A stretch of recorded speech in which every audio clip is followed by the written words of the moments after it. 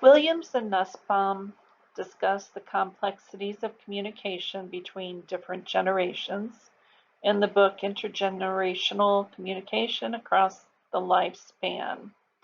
It is important to appreciate the interaction between younger and older generations as we develop.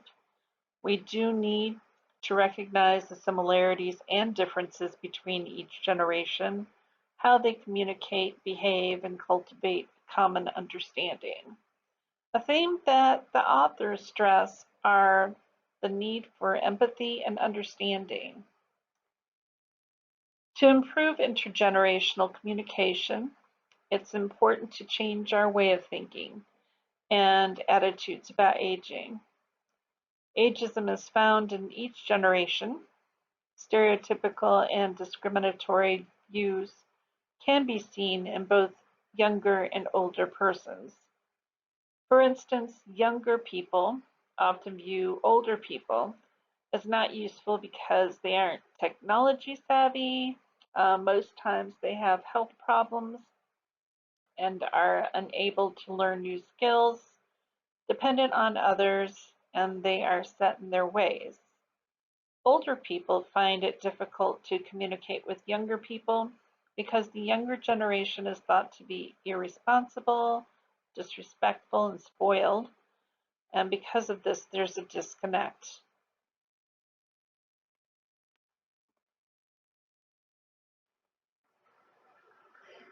I enjoy picking out greeting cards, and I typically pick out sympathy cards, sorry for your loss, something funny, but I will make it age appropriate and send it to younger friends and family. The cards I chose were humorous for the most part. I feel it lessens the impact of feeling that each birthday we experience is 1 year closer to death.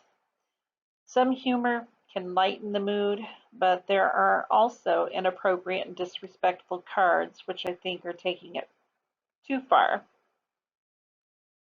Greeting cards can oftentimes reflect societal attitudes toward aging. By examining the imagery and the language of each card, we can see how people propagate negative or positive stereotypes about aging. I will examine how stereotypes were used so we can gain a deeper understanding of how each card influences societal views of aging and evaluate whether they underscore harmful stereotypes or nurture an all-inclusive and considerate view of older people. The analysis goal is to promote the invention and circulation of age-positive greeting cards that will welcome diversity and the joy of aging.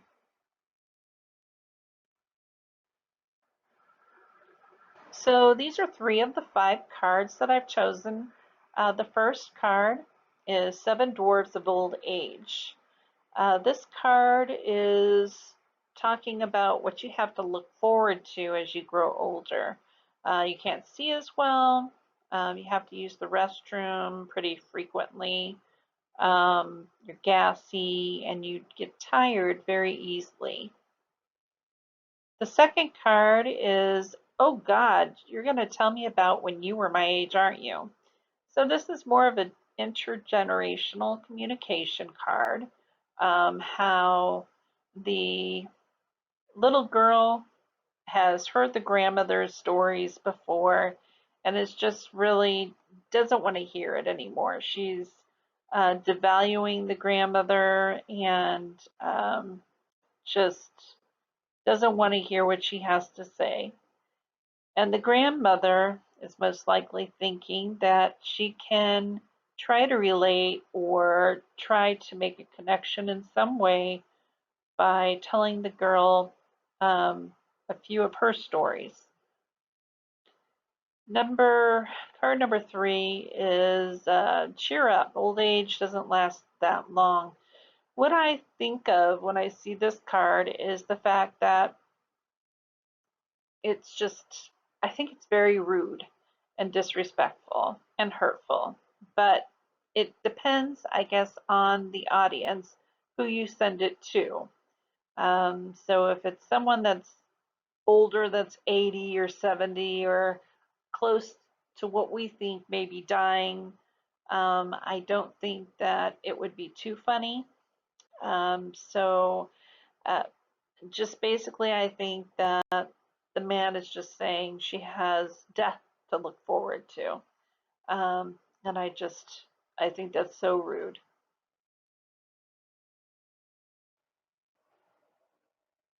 These are the last two cards that I chose. Card number 4 says, another birthday.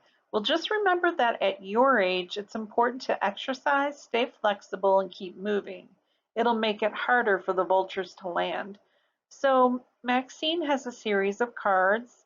I believe that they're relatable to people that are aging. Um, and she has a fun outlook on aging. She usually has a sidekick, which makes it a little more fun. Um, her clothes are colorful, and it seems to be a little more joyous. Getting older, it's not so gloom and doom. The card number 5 says, "Great stories take time." Uh, to me, this is a positive card because many older people like to share their stories and have a lot of life lessons to talk about. And also, I believe that this is maybe geared toward someone who's African American, who's hip and fun. And I just think that it's a fun card. It's uplifting, it's inspiring and encouraging. And I just think that it's more diverse and more inclusive.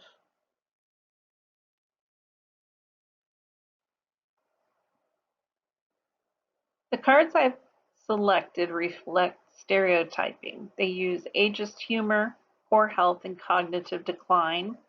They make a point of what comes into play as we grow older. Cards also emphasize the complexities of aging. Cards number 1, 2, 3, and 4 signify the stereotypes of aging by picturing an elderly person on the front of the card, and they use language to infer the reader is older. Card number 1 isn't specific to any one person. Card number 2 presents a photo of a child that we can assume is the granddaughter of the person the child is talking to. As a reader, I can assume that the granddaughter's previous interaction with her grandmother has been one where she's heard the same story time and time and again, where the grandmother's attempted to identify with and relate to the child through her memories. Card number 3 presents a photo of who I believe is to be a husband and a wife.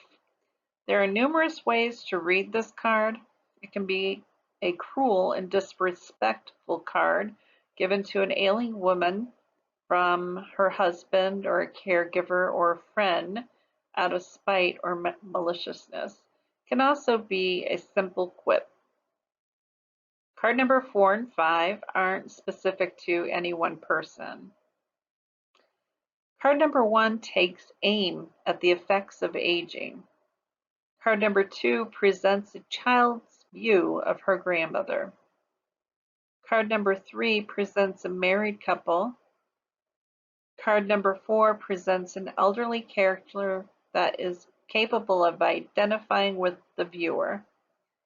Card number 5 suggests the recipient may be African American, who is hip and fun, and is highly respected. The role of humor varies because one card in particular is morbid. This would be card number 3.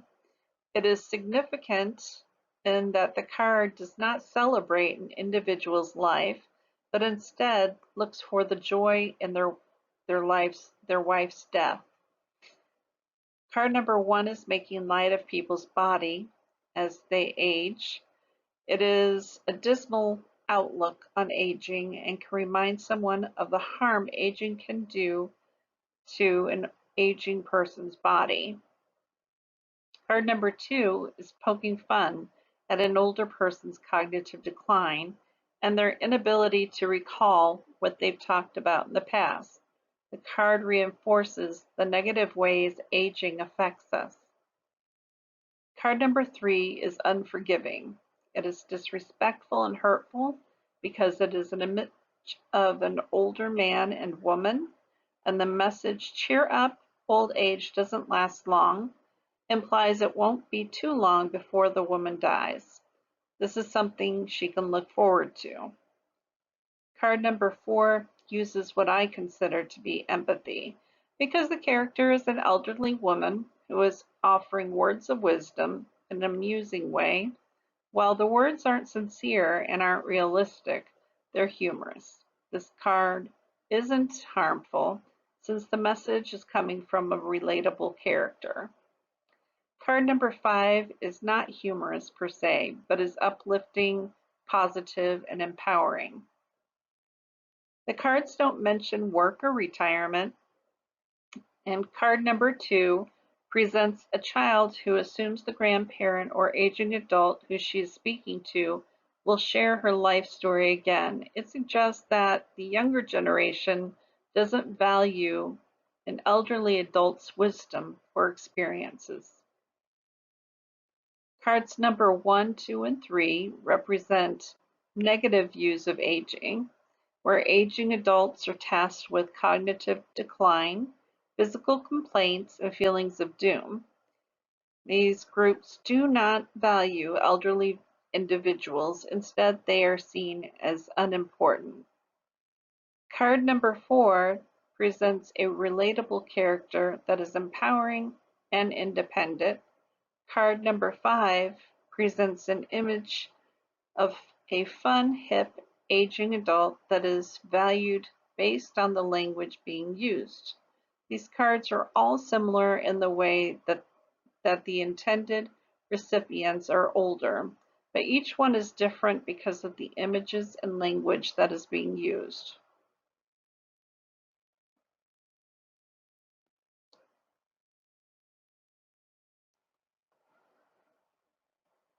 Key point 1 explains stereotyping involves categorizing and sorting people into specific groups due to having a set of perceived traits or behaviors, which oftentimes leads to inaccurate perceptions. Williams and Nussbaum discuss how categorizing older people by labeling them based on traits and behaviors can lead to complex prejudices and stereotypes. Time and time again, we see individuals categorize other people by age, race, gender, religion, and so on by sorting them into specific groups. Many times groups are stereotyped and discriminated against. This shouldn't be the case. While some people in these groups share similarities, not all function the same way. The silent age, baby boomers, generations X, Y, millennials, and Z all have grown up differently based on resources and technology.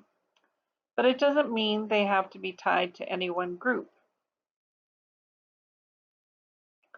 Take, for instance, many older persons know how to use technology, whereas others don't. My mother, who would be 81 today, a baby boomer, knew how to use computers and would have loved to have a cell phone and a Facebook account to keep in touch with her grandchildren and daughters. Many baby boomers her age are limited when it comes to technology. While I do recognize she was born into the baby boomer generation, I don't feel she would have exhibited traits that would tie her to one group. As a Generation Xer, I am familiar with technology and am open to learning about new skills. My daughter, a millennial, knows how to develop games, which is a little advanced for me.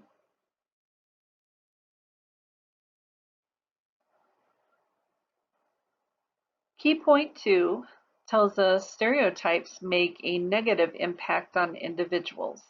They are detrimental to both people and society. Prejudice, discrimination, and social isolation may result from them. They have the power to negatively impact people's self-esteem and opportunities and well-being. Williams and Nussbaum state there are variations of old age stereotyping and consequences.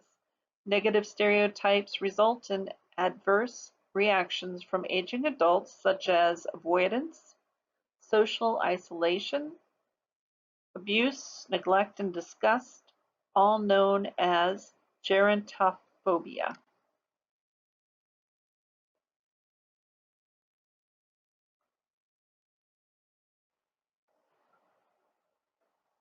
Key point 3 says stereotyping affects how individuals interact with each other and often is reinforced and perpetuated through a variety of sources, including the media, society, culture, and social interactions.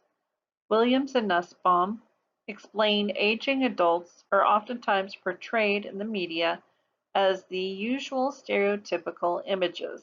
They move on to say the TV series The Golden Girls depicted older women as aging adults who were anti-ageist. While the series claimed to be anti-ageist, it did not dispel ageist assumptions. Because of this continuous cycle, stereotypes become ingrained and more difficult to break.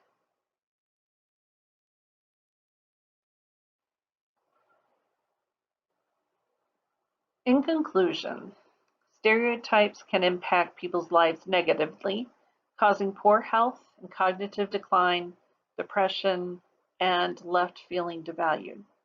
Williams and Nussbaum say an important goal should be to treat older people as individuals rather than positive or negative representatives of a social group.